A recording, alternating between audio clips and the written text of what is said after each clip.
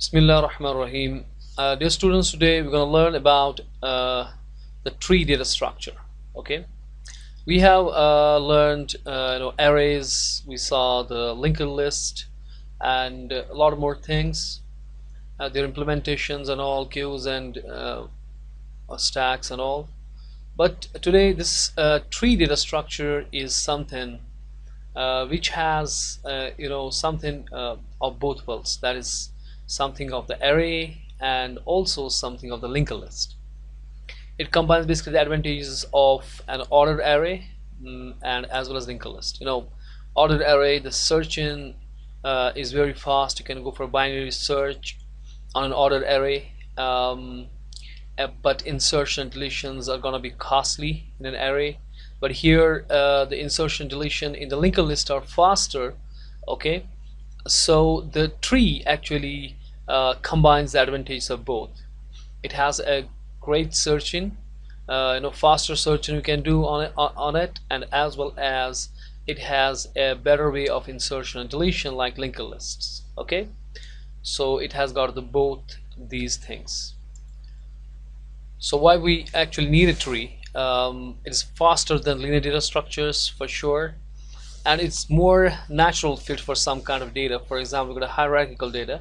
If I talk about say for example myself, Junaid, and I'm gonna do some teachings, and I got some research, and I got some activities to do where we can have sports activities or whatever. Okay, so for this kind of data, okay, the tree structure is more natural fit. Okay, we have on the top some node called root, and then we got to have a subtrees.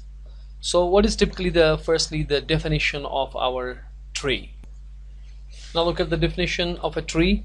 It is a set of one or more nodes. Okay, it's a set, because we have got a lot of nodes here. It can be a set of all these nodes, and we need to have these conditions. We need to have a root node, okay, and from which is the parent of all, which has no parent, and it has children but it doesn't have a parent. It's a root.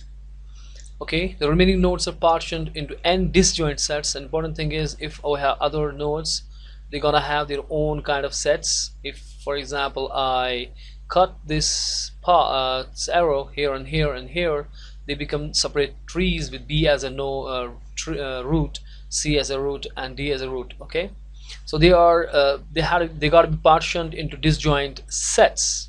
Say for instance, this is T1, this is T2, and T3 and so on. Okay, so this is a tree because we got a set of all these nodes, and important thing is we got a 3 disjoint sets. Okay, if it can be partitioned into that.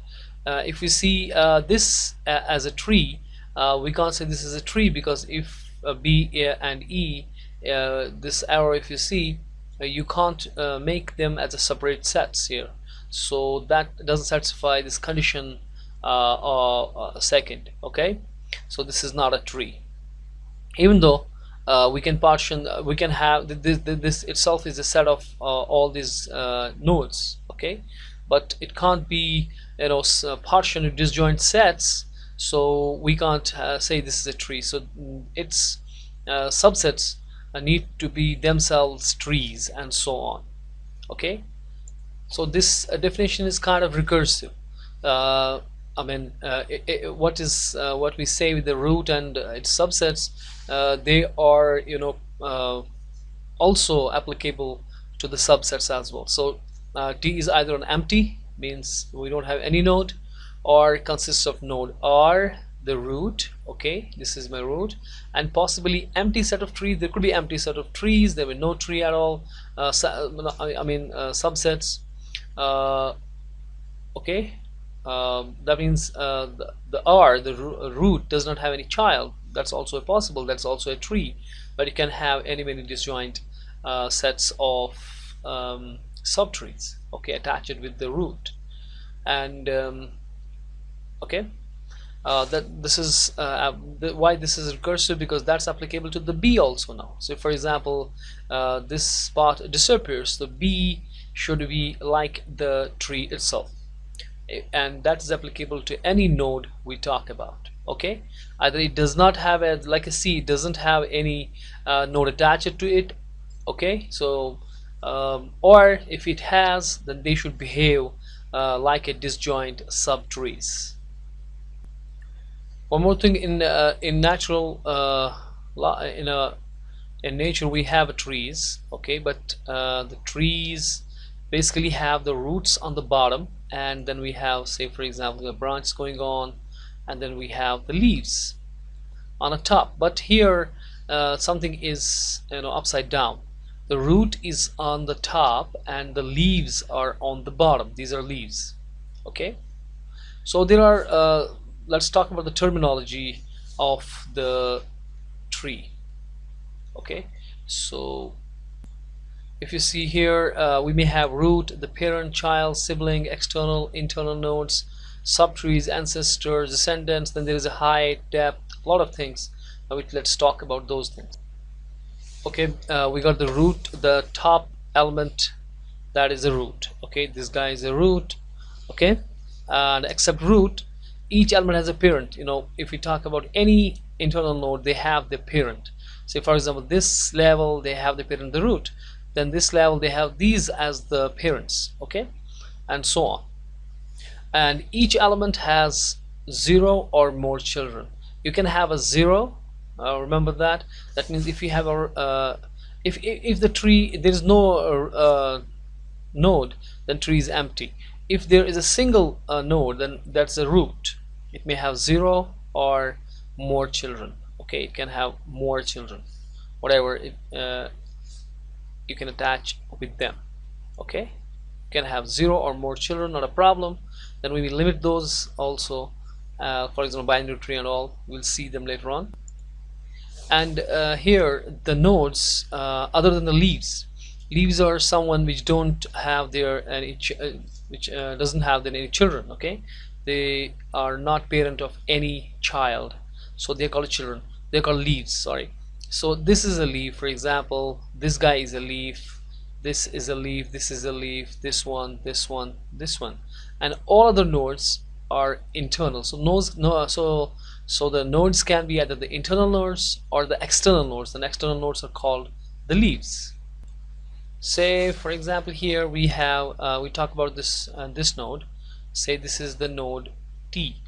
Okay, now this is its parent, this is the grandparent, and this is its grandparent. So what we are technically saying are these are the ancestors. We can also say these are the ancestors of the node T. Similarly, if we say the downside, they are the descendants of the T. Okay, these guys are the descendants.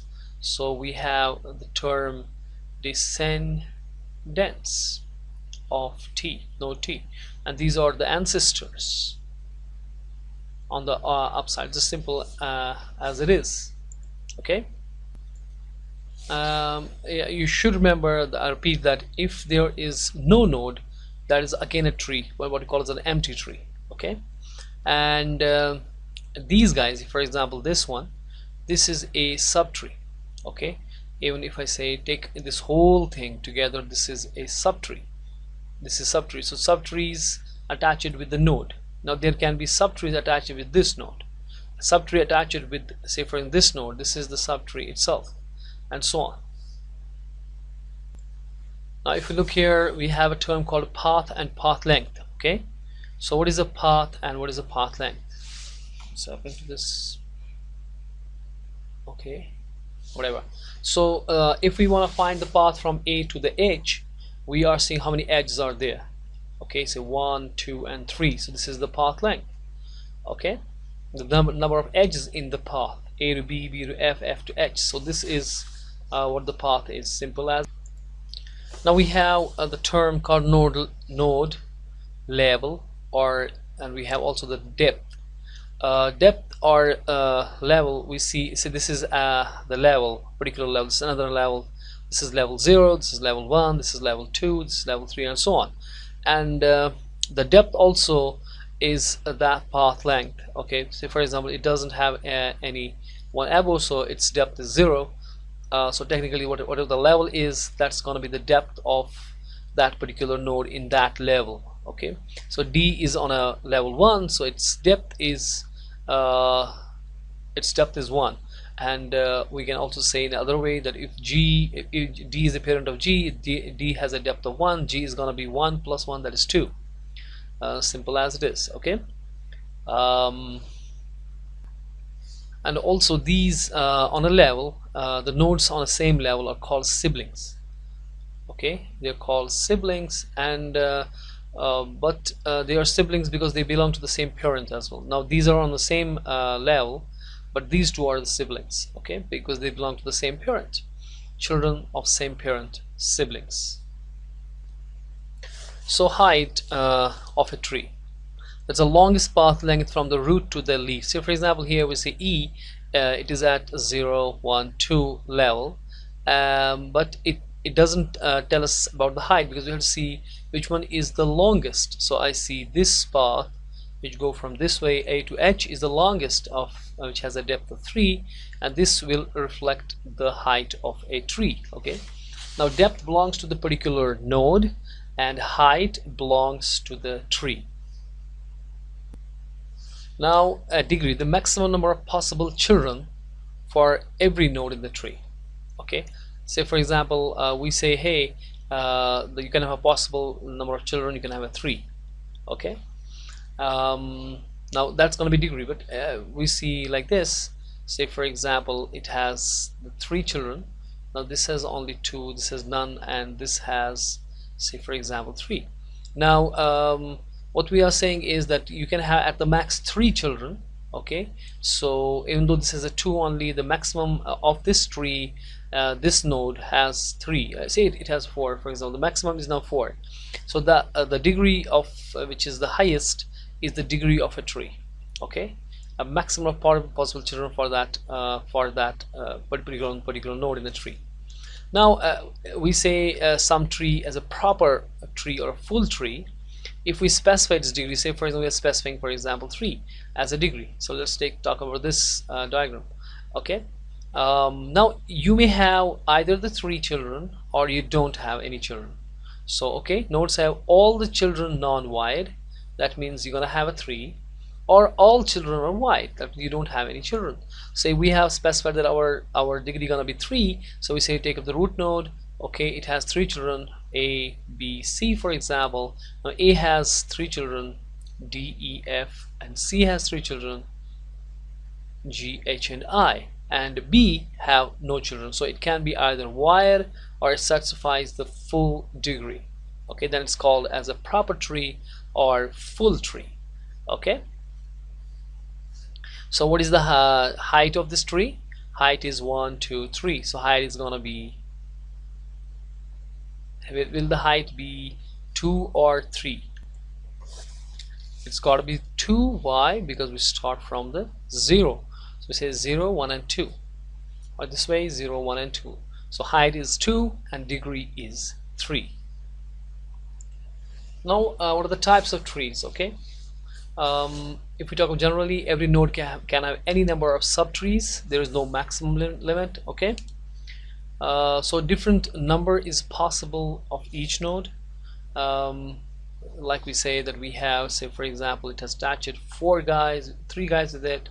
Now this is attaching 3 guys, this may attach 4 guys with it, and so on. And so there is no limit typically. Okay, then we say n-ary trees, where we actually limit the degree of a particular tree. Okay, so we say every node has at most n subtrees, so put up a limit on that. You cannot have more than n when we specify n. So for example, in a very special case, we have a binary tree where n is 2. That means you can have either 0, 1, or at the max you can have 2 nodes attached to a particular node. Okay, now a subtree may be empty. Okay, that means there's nothing attached with it. That's what I'm saying, 0. That means its pointer is wired, or it can attach 1, or it may attach the 2 at the max 2. So that's why I call it n-ary. Say for example, we got 3-ary tree, where at the max we have a 3 subtrees or subnodes attached or children attached like this guy, so where the degree is 3. Okay, you can't have more than 3. Okay, you can have lesser than 3. Say for example here we had 3, here 3, there is none. Or you could attach it, say for example 2 or 1 or 0, but not more than 3. Same is with the 4 array, 5 array, and so on. And we will take a very special case as a separate video, that is a binary tree. Now we have an ordered trees. This is the n array, which have an upper limit of degree, but have one additional constraint. What is that? The ordering is imposed between the parent and its children. The ordering can be like less than, equal to, greater than, equal to, or greater than. Okay, what does that mean? Let's take an example. Say for example we have an n array case, and we can have many keys. Okay, and say for example we got a key, say for example we got a key like 5, we got then 10, then we say 15, and we say 20, or you can have many keys. Now if there is a subnode attached to it with this key, okay, it got to be lesser than 5. Okay, it got to be all less than 5. And here this is something, all nodes which are greater than 5 and less than 10. Okay, so all keys belong to that. And here similarly we can have greater than 10 and less than 15, and so on. Okay, like here greater than 15 and less than 20, and you can have many keys. And then we have special cases for these ordered n-array trees, like we have what's called as a binary search tree. Okay, because it's a binary, we talk about these later on in detail. Though n is gonna be 2, that means the upper limit is 2. You can't have more than 2 children.